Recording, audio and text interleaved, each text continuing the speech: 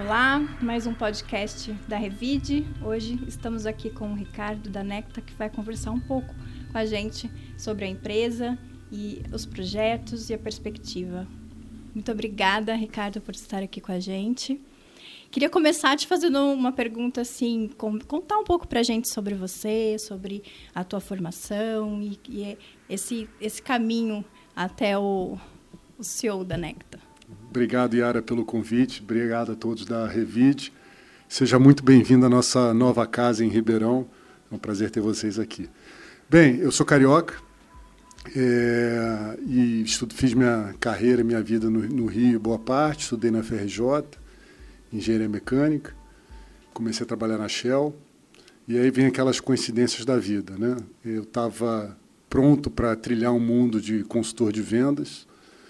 E até que eu tive um projeto que eu participei junto com a empresa de consultoria McKinsey, que me despertou outros interesses. Né? Essa experiência me levou a fazer um MBA em Finanças no IBMEC, no Rio. E logo depois eu saí da Shell para ir trabalhar no mercado financeiro, onde eu passei quase 11 anos da minha vida, em vários lugares, tanto no Brasil quanto no exterior. Eu morei 4 anos em Amsterdã, na Holanda, trabalhando no Banco ABN AMRO, onde nasceu minha primeira filha. E aí, desse período, eu fiz um curso em Harvard, nos Estados Unidos, um curso executivo chamado General Management Program, em 2018. E aí estava chegando nesse meu ciclo de 3 a 5 anos fora, e meu combinado com a minha esposa era que a gente passaria esse período aí, apenas esse período. E aí, início de 19, eu volto para o Brasil para trabalhar na Cosan, num projeto chamado Projeto Júpiter, que era o braço da Cosan, a ideia da Cosan de crescer no mercado de gás e energia. Né? Um ano depois, a gente lança a Compass, gás e energia. Por coincidência, foi uma semana antes da pandemia, da gente entrar em lockdown. Depois, na Compass, fizemos aí o movimento que me trouxe até aqui, né? Que a gente comprou a participação da Petrobras na Gaspetro, que era uma holding de distribuidoras de gás no Brasil, onde a Petrobras tinha 51%, com a Mitsui com 49%. E aí, 2 anos e meio depois dessa jornada, de fazer esse deal, em 12 de julho do ano passado, eu assumi aqui, na época, Gás Brasiliano como CEO. E qual que é o sentimento, assim, de toda essa trajetória? O que você está trazendo do Ricardo para essa função? Eu acho que se você perguntasse para todo mundo que trabalha comigo aqui, acho que é muita energia, né? Acho que muita velocidade de transformação, porque tem muita oportunidade, né? Então, a gente tem muita coisa legal para fazer aqui na companhia. E assim, da formação como engenheiro para CEO, né? Você tem uma função bastante de gestão administrativa, um certo salto aí. Como que é para você lidar com isso? Você se imaginava, assim, de criança, você se imaginava num posto desse? Como que você sente essa... Eu acho que eu sempre ambicionei estar num posto desse ou ter essa experiência, né? Agora, se isso ia dar certo ou não, era uma outra discussão, né? Mas é como eu sempre gosto de pensar, né? Tem uma frase em inglês que é: você mira nas estrelas, no mínimo você acerta as nuvens, né? Então, essa é a minha forma muito de pensar. Mas eu acho que nessa trajetória tão importante quanto minha formação em engenharia, né, que me traz um raciocínio pragmático, uma forma de ver o problema muito diferente da maioria das pessoas, né, onde o problema para mim é simplesmente vários problemas menores. Então eu vou tentando resolver esses vários probleminhas antes de resolver o problema todo. Mas eu acho que nessa jornada, o que foi fundamental para mim, eu acho que foram 2 coisas: a leitura e o esporte. Ai, que legal. É isso que me transformou no que eu sou hoje. Que legal. E faz um comentário de alguma leitura que te ajudou nisso e que tipo de esporte? Eu acho que a leitura, para mim, eu leio muito de tudo, já li muita poesia e literatura, hoje eu estou muito focado em não ficção. Atualmente eu estou com um livro aqui na cabeceira lá do meu quarto, que é a biografia do Leonardo da Vinci, que eu comecei a ler recentemente. Mas meu hábito de leitura é variado porque eu busco na leitura justamente essa curiosidade de outros mundos, né? Então, há leituras que me ensinou a ser mais curioso ainda, né? O esporte, que o meu esporte favorito é o ciclismo hoje, né? Já foi basquete, já foram outros, mas hoje é o ciclismo. E o ciclismo me ensinou, os esportes que eu pratiquei, mas principalmente o ciclismo, é muito sofrido você se preparar a ter resiliência e disciplina. E eu acho que o principal é aprender a lidar com a sua zona de desconforto, né? Porque não tem como você crescer tanto na sua vida pessoal quanto profissional ou organizacional, sem você estar na sua zona de desconforto. Que legal. E você comentou sobre várias características aí, então, questão de disciplina e tudo, que são características fundamentais para qualquer profissional. E como que você lida com isso na questão de liderança? Como que você traz isso tudo para a tua liderança? Como que você vê isso na tua equipe? Eu acho que assim, sem disciplina, né, você não começa, né? E sem consistência você não termina as coisas que você se propõe a fazer, né? Mas se eu me basear, né, e basear a vida da Necta aqui enquanto, né, líder e de todas as pessoas que trabalham aqui só nisso, a gente fica duro, a gente fica inflexível às mudanças e aos cenários de incerteza que a gente tem que aprender a lidar, né? Então, talvez a característica mais importante para mim, de qualquer líder, né, de qualquer líder júnior ou líder sênior, eu acho que a gente aprender a desaprender, né, para que a gente possa reaprender, né? Eu acho que você está nesse lugar de que você pode mudar, né? Você pode mudar de opinião, não tem por que você não evoluir. Ricardo, comenta pra gente sobre esse desafio de assumir como CEO, o que você está trazendo de metas? Inúmeros desafios nesses últimos um pouco mais de 13 meses, né, que eu estou aqui. Um primeiro desafio, sem dúvida, foi trazer alinhamento entre os novos sócios, né? Então, de novo, Compass e Mitsui, né? Dois sócios que são bastante diferentes, né? Então, você pega a Compass, né, pela sua origem de uma empresa da Cosan, é muito focada em resultado, senso de dono, né? É muito direcionada a resultado, né? Enquanto você pega a Mitsui, né, uma holding centenária japonesa, que é muito focada no longo prazo, muito focada em processos, né? Que interessante essa junção, né? E é por isso que eles têm coisas muito importantes a se complementar um ao outro, né?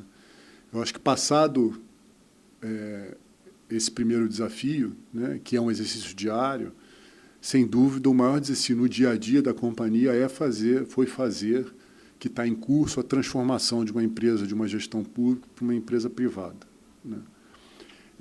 Isso pode parecer simples, mas seja você uma empresa grande ou pequena, né, o desafio é muito grande, porque é desde mudar todos os processos, né, de licitação para fazer um processo de aquisição, né, de uma empresa privada, sem tantas barreiras, né, a você destravar, eu diria, o mindset de todos os colaboradores, né, e você destravar a potência da companhia, né? Dá para dar um exemplo assim no dia a dia? Algo simples assim? Dá. Eu acho que uma das coisas que a gente fez, parte dessa evolução, foi rever, né, o direcionamento estratégico da Necta, né, na época Gás Brasiliano. Então, parte disso foi botar um grupo de pessoas para trabalharem numa sala fechada, né? Na brincadeira era que ele só podia entrar e sair para ir no banheiro, porque a pizza a gente passava debaixo da porta, para fazer um estudo de viabilidade da gente expandir no mercado urbano, que é residência e comércio, né? E eram pessoas que não necessariamente tinham trabalhado de forma tão coesa numa mesma sala, porque eles levaram seus computadores, levaram tudo e passaram a trabalhar dias ali naquela sala juntos. E um dos nossos analistas, que está aqui com a gente, falou, foi uma das experiências, ele está há 8 anos com a gente, oriundo, né, de um concurso público. Falou, foi uma das experiências mais felizes que eu tive na minha vida. Repara que ele não falou que foi uma das experiências mais ricas, mas foi feliz. Porque você está ali naquele ambiente, você compartilha não só, ou como eu digo, compartilha as dores e as delícias de um processo como esse. Legal. E também tem, o público tem muito engessamento e tem toda uma questão, uma cultura também do público que é completamente diferente do privado. E unir isso é realmente desafiador, né? É desafiador. A gente continua nessa jornada, né, de destravar, né, as amarras da companhia e de você liberar a potência que é essa companhia, né? E isso vai ser feito através de pessoas, né? São as pessoas, é uma transformação de dentro para fora, muito mais do que de fora para dentro, né? Então, não estamos no fim dela, estamos talvez no meio dessa jornada, né? Ainda tem muita coisa para a gente construir juntos aqui. E seguindo nessa linha aí dessas transformações, veio também a questão da mudança de marca, que também foi algo aí pensado. E explica pra gente. Primeira coisa, quando a gente chegou aqui, né, que a Gás Brasiliano é oriundo de quando, né, o governo de São Paulo privatizou o serviço de distribuição canalizado de gás, né? E aí o Noroeste Paulista foi privatizado para a Eni, que era uma empresa italiana, ainda é uma empresa italiana, que deu o nome de Gás Brasiliano, né? Então tem essa entonação um pouco italiana, né? E aí a empresa seguiu o seu rumo, e no final era uma empresa que tinha muitos apelidos, né? Então é Gás Brasiliano, GBD, né? E depois em Araraquara muitas pessoas conhecem a Gás Brasiliano como gás, né? E gás não é o gás é o produto, né? Gás não diz nada sobre a empresa, não é um nome poderoso, muito menos único, né? Junto com esse incômodo, né, eu acho que a marca ela precisa refletir o que é a visão da companhia, né? E a gente também checou nesse processo de que a Gás Brasiliana não era uma empresa, por um lado, não era tão conhecida no mercado. Por outro, as associações a Gás Brasiliano, a gente associava a Gás Brasiliano com o Brasil, né? E que não tem nada a ver, tem algo regional. Né?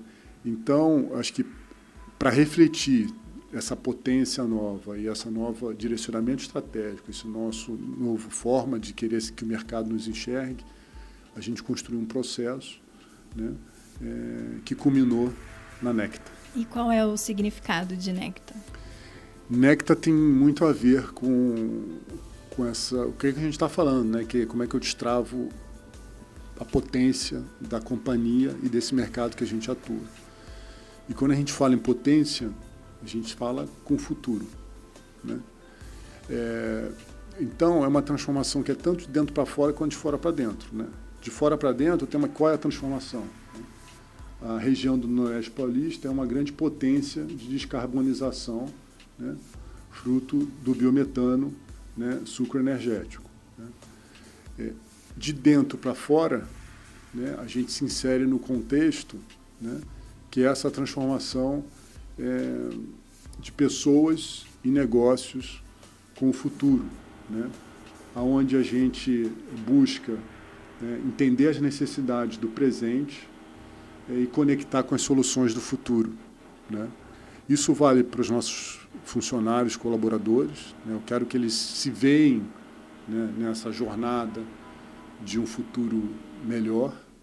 Isso se conecta com os nossos clientes, né, que querem uma energia cada vez mais limpa, segura e eficiente.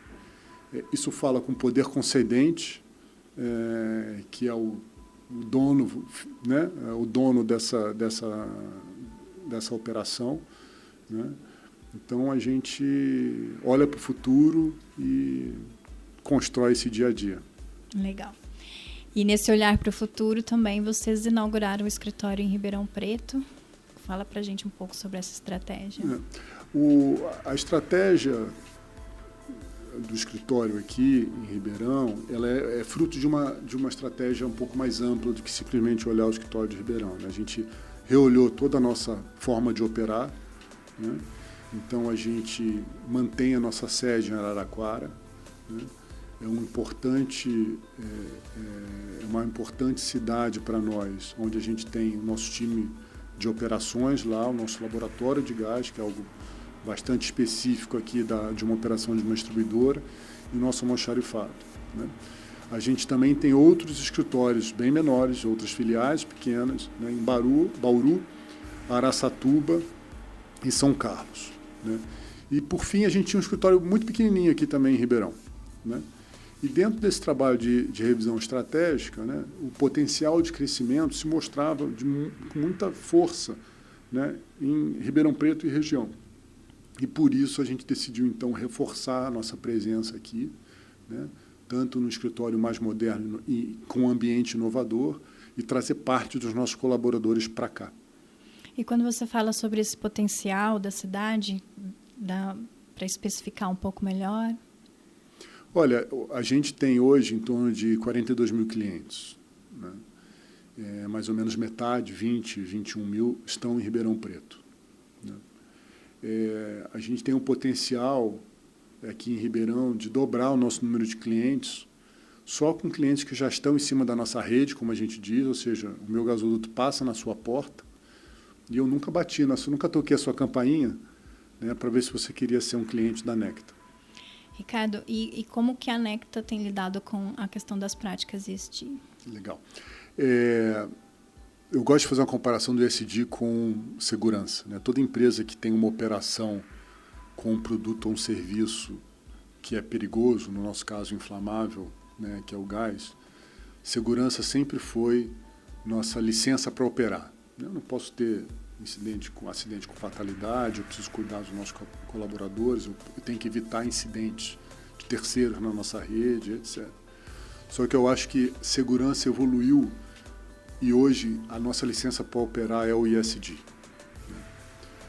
Por que eu falo isso? Porque eu tenho que cuidar das 3 letrinhas, né? Ambiente, social e governança, e eu acho que falou muito, né, com a Necta, né? Então, do ponto de vista do ambiente, né, ou do meio ambiente, né, o nosso dever, né, e é o nosso dia a dia, cuidar e cultivar para que a gente esteja construindo e contribuindo para um futuro cada vez mais limpo, né, onde a gente não só seja um provedor do gás natural, que é dos combustíveis fósseis o mais limpo, mas que também a gente viabilize o biometano, que também com mesmo características do gás, mas 100% renovável.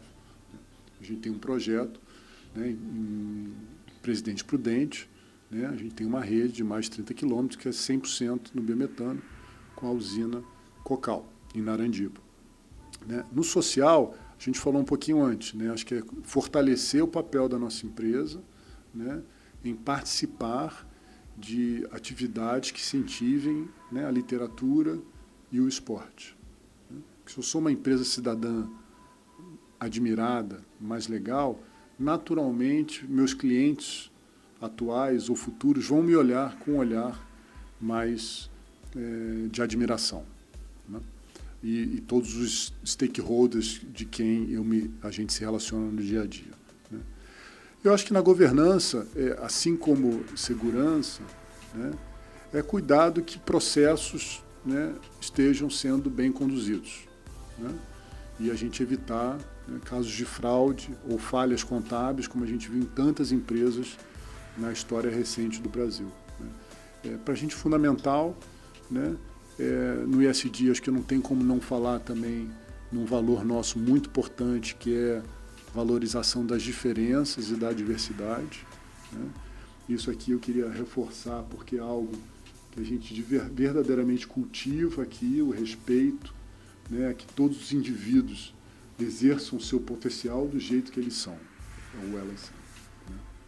Legal. Você falou sobre o projeto. Tem algum projeto, alguma coisa em andamento ou sendo pensada especificamente em Ribeirão Preto, na nossa região aqui? Sempre temos muitos projetos em andamento, mas eu vou esperar um pouquinho para ele maturar, para eu poder te contar no próximo podcast, quem sabe. Tá bom, tá combinado, hein? E assim, acho que é uma curiosidade de todos, né, com relação ao produto em si. Até você comentou com relação à segurança, e existem alguns mitos, né, com relação à questão de segurança. Então, conta pra gente, explica um pouco melhor pra gente sobre o produto em si. O que a Necta faz, né? A Necta leva, né, gás natural para residências, comércios, indústrias, né, ou usuários que precisam desse energético, através de dutos ou gasodutos, né, que é a forma mais segura para residências ou qualquer usuário, né? Por que eu falo que é a mais segura? Porque o produto chega de forma contínua, né, sem risco de interrupção, sem que ele seja deslocado como outros alternativos, em caminhão ou outras formas, né? É a forma mais eficiente, né? Porque, de novo, tanto na parte contínua de suprimento, mas também é um produto que é o nosso, a gente conversa com as indústrias, né? É o nosso pilar de falar sobre eficiência, né? Hoje não adianta a gente, como uma empresa de distribuição de gás, ir contra, né, o direcionamento de todas as indústrias ou indústrias intensivas em energia, que são de buscar eficiência, como consumir menos energia, seja porque o mundo precisa, seja porque é uma demanda, né, de custo. Sim. Então, o nosso papel é estar junto, né, com esses clientes, buscando formas, né, de que a gente faça um uso mais eficiente do gás, né? E, por fim, a gente também fala entre os fósseis, é o mais limpo, né? Porque é o que emite, tem menos emissões que sejam danosas ao meio ambiente, né? E por que o papel de uma distribuidora de gás é tão importante, né? Acho que para também não me estender muito, né? Porque é através da infraestrutura, é através da demanda e da infraestrutura que a gente desenvolve que vai viabilizar a gente poder fazer a transição de uma energia fóssil para uma energia renovável, né?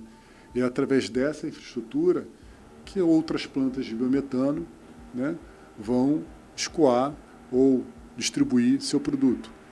É através dessa infraestrutura que a gente vai poder viabilizar no estado de São Paulo o tão sonhado, né, corredores azuis, onde se teria, né, caminhões e ônibus a gás e não mais a diesel, né? E, por fim, é através dessa infraestrutura, sem entrar na discussão técnica, que se um dia o hidrogênio vier para substituir o gás, será através desses mesmos gasodutos, né? Então, a gente se coloca de forma bastante estratégica, né, para atender não só, né, a senhora que cozinha na sua casa, né, a grande indústria que transforma energia em produtos do nosso dia a dia, né, mas olhando também para a transição energética, né, seja na parte do biometano, seja na parte de frota e transporte público, frota pesada e transporte público. Ricardo, só uma última curiosidade aqui, como consumidora, quando você fala de eficiência, dá para dar um exemplo prático, assim, como que isso funciona na casa? Em casa, como que dá para a gente, não sei se dá para ilustrar? Olha só, em residência, a gente pode, se você falar um prédio, né, a gente pode otimizar o consumo, né, dependendo de cada prédio, através, se o prédio tiver uma caldeira central, né, se o prédio tiver um gerador, né, formas de aquecimento de piscina, né, uma outra forma onde a gente consegue, né, e os equipamentos que consomem gás estão cada vez mais eficientes. O que é eficiência? Né? Eu poder gerar aquele mesmo calor, seja no fogão, aquele mesmo poder de aquecer uma piscina, cada vez consumindo menos gás, né? Ou qualquer energético equivalente. Né? E para a indústria, que eu acho que o impacto é mais visível, né? É sem dúvida buscar formas da gente poder olhar todo aquele mapa de consumo energético daquela indústria, né? E ver como a gente cria sinergias entre eles usando o gás, né? Como uma fonte para possibilitar isso. Ok. Obrigado. Imagina, eu que agradeço, a gente agradece a entrevista e esperamos a próxima. Muito obrigado com pelo anúncio, convite. com o anúncio da novidade. Sim, obrigado, gente, foi um prazer. Muito obrigada.